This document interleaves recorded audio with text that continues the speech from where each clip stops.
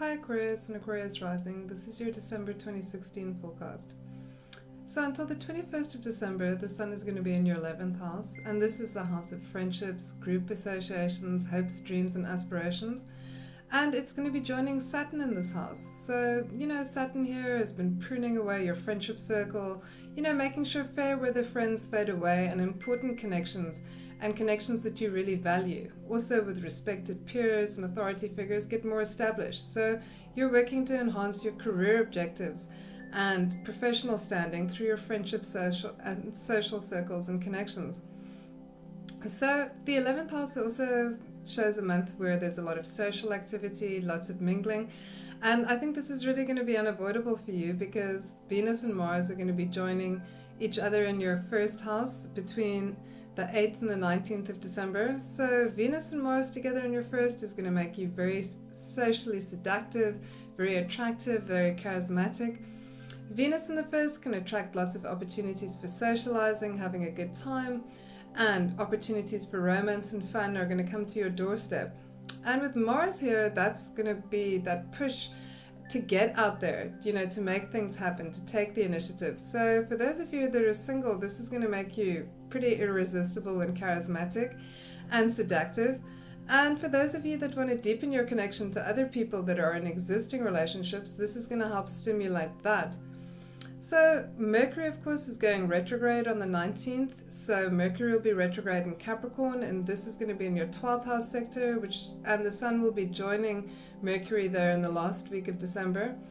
So Mercury in the 12th, retrograde, there can be all the traditional Mercury retrograde significations, communications, delays in communications, misunderstandings, technology going a bit haywire, but really, Mercury retrograde during this period of the year, it's just, especially with the Sun here, it just shows you pausing to reflect over your objectives of the year past, cover your commitments, consider what's worth holding onto, consider the direction that you want to take in the year to come. So it's just revising, reviewing. You may find that you're keeping your ideas to yourself. This isn't hampering you socially with Venus and Mars in your first house. And Venus will stay there until the end of the month, so lots of opportunities for fun, sociability, there's lots of magnetism and opportunities for leisure and excitement and fun.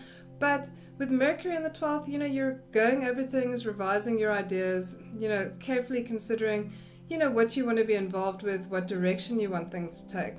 So let's look at what else is happening this month.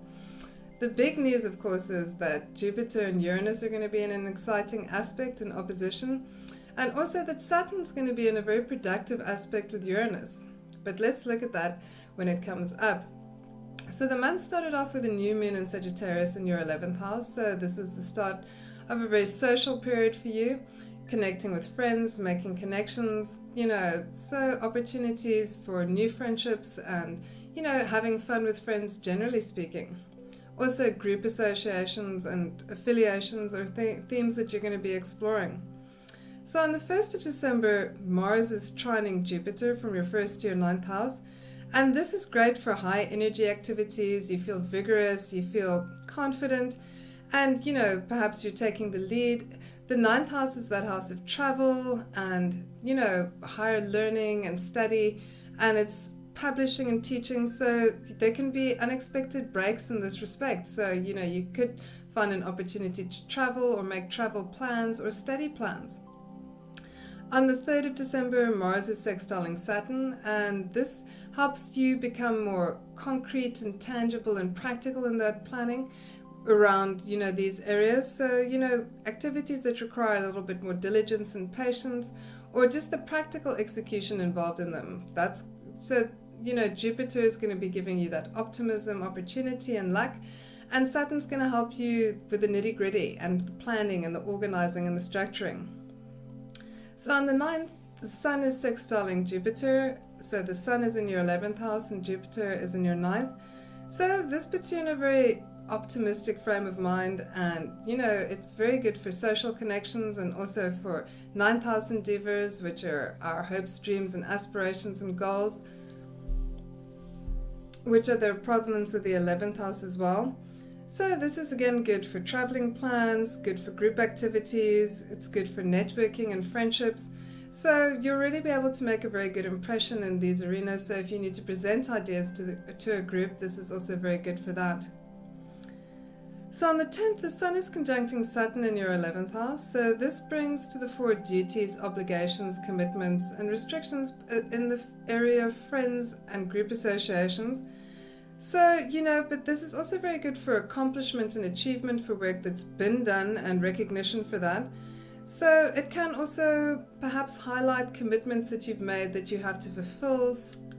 But this aspect is also very good for planning and organizing those aspects of your life. So this is very good for career objectives and goals and dreams and aspirations, which are the province of the 11th house. On the 12th, the Sun is trining Uranus, and this is from the 11th to the 3rd house. So this is very stimulating for friendships and new activities with friends and groups. It's also good for trying novel things and developing new goals and aspirations. So this is a theme that's going to be developing for you throughout the January in 2017 as well. So good for goals, aspirations. So you're thinking very future orientated. So it's developing new ideas and making new goals and objectives for the future. And you're feeling a bit restless, wanting to explore new avenues, wanting to take a new direction, so new activities with friendships and groups. So yes, definitely the time for novel, challenging and new experiences. So the full moon is going to be in your 5th house this month, and the 5th house is the house of romance, fun, so it's also the house of children. So this very social house is being activated for you, so this can show romance and opportunities around romance, things coming to a head in that respect. There's also an aspect with Saturn, so Saturn could be duties and obligations to loved ones, so perhaps forging commitments, or making a commitment in a new romantic relationship is a possibility. On the 19th, Mercury goes retrograde in your 12th house, and Mercury retrograde and the Sun is going to be joining it in the 12th house. So this is really where, you've got a lot to think about, a lot to review. It's that period leading up to your birthday, that month where the Sun is in the 12th house as well. So, it's the year in review. You're looking over what's happened, what you've been committed with. And the Sun in the 12th and Mercury in the 12th is also very good for studying, researching, for developing ideas behind the scenes.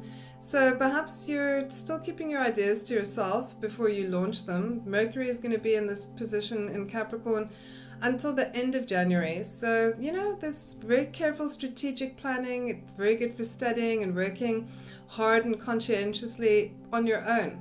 So lots of social activities happening, nonetheless, but your ideas you're keeping to yourself, and there's something that you're still developing that you want to present to the public at a later stage.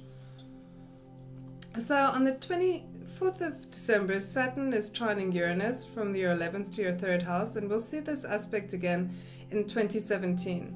So Saturn is that planet of order, structure, restrictions, discipline, and Uranus is novel and progressive. So for you, it's happening between the house of friendships and groups and the 3rd house of communication, teaching, publishing. So, you're thinking very progressively, you're working very diligently, you're incorporating changes structurally. So, there's a lot of originality, new ideas, but you're integrating changes in a very structured way into your day-to-day routine. Uranus can also be that planet of technology, so perhaps a new change of direction there. And so there's a lot of balance between the old and the new. And for you, this can really launch new objectives in terms of hopes, dreams, and aspirations as well. So a change of direction for the positive here happening for you. So on the 25th of December, Venus, which is still in your 1st house, is trining Jupiter. And Venus is also sextiling Uranus and Saturn. So the 1st house is that house of you and the world and the impression that you're making on other people. So Venus here is making you very attractive, charismatic, seductive, and there's lots of opportunities to have a good time. So this is definitely whether you celebrate Christmas or not, when you want to be attending parties, hanging out with friends, so very sociable aspects, connecting with family, friends, and really having a good time, so make use of it. So on the 26th, Jupiter opposes Uranus, and this is between your 9th and your 3rd houses, so the communication houses, the houses of education, travel, learning, study. So this could be opportunities, unexpected opportunities for traveling or studying, so these things can come up. So Jupiter and Uranus together, this can open up new possibilities. You know, things are going to come to you in terms of people and events that, you know, allow for opportunities around travel, around learning. So, you know, it's an opportunity to improve your circumstances through these areas of your life. So perhaps a new course of study, perhaps a change of direction, perhaps some traveling is on the cards for you. So this is an opportunity not just for improving your circumstances, but, you know, to experience more freedom in your personal environment and circumstances. So on the 29th, we have a new moon in Capricorn, and this is going to be in your 12th house. So this is really that period that I mentioned of reflection, review, where you assess what's working for you, what's not working for you. Mercury's in the sector. So, you know, you're focused and disciplined in terms of study. Perhaps you're preparing for something. You're getting all the information that you need, going over things very carefully. You know, so lots of research potentially around whatever direction you want to develop when Mercury is going to eventually move into your 1st house and the Sun is going to move into your 1st house. So this is going to be happening for you around about the end of January. So, you know, get those ideas in order, do your research, do your preparation, be very careful and diligent and go over all the details. So the month ends with the Sun sextiling Neptune from the 12th to the 2nd and Mars conjuncting Neptune in your 2nd. So this could be your opportunity to give back.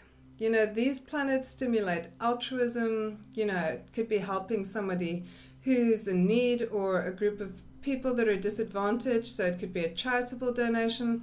Mars and Neptune in the 2nd can, you know, also stimulate that kind of energy, you know, although it can also lead you to indulging a lot because because the 2nd house is also the throat, so could be inebriating influences happening for you at the end of the year, which wouldn't be any surprise.